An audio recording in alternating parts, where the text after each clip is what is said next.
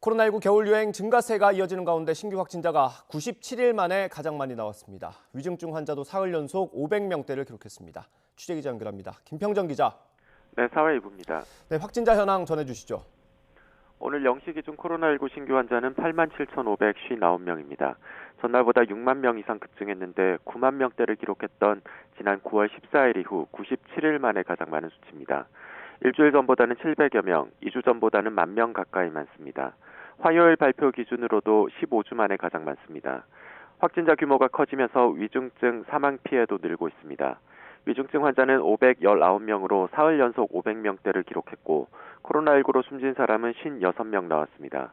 특히 위중증 환자의 87.9%와 사망자의 92.9%는 60세 이상 고령층입니다. 이 때문에 정부는 고령층에 대한 개량 백신 접종을 독려하고 있습니다. 현재 고위험군 가운데 면역을 확보한 비율은 절반 수준이지만 개량 백신 접종률 목표를 달성하면 면역 확보 비율이 75% 정도까지 오를 것으로 예상됩니다. 실내 마스크 해제 시점에 관심이 모아지는 가운데 국가감염병 위기대응자문위원회가 어제 전체 회의를 열고 실내 마스크 착용 의무 조정 방안에 대해 논의했습니다.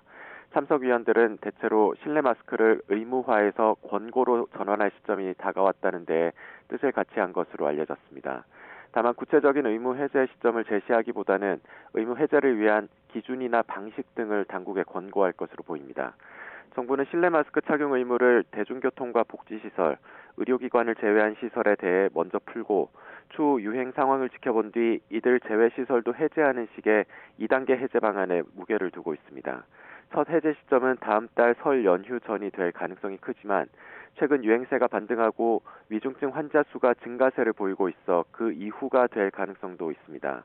정부는 전문가들의 의견을 고려해 오는 23일 중대본 회의에서 실내 마스크 의무 조정안을 발표할 계획입니다.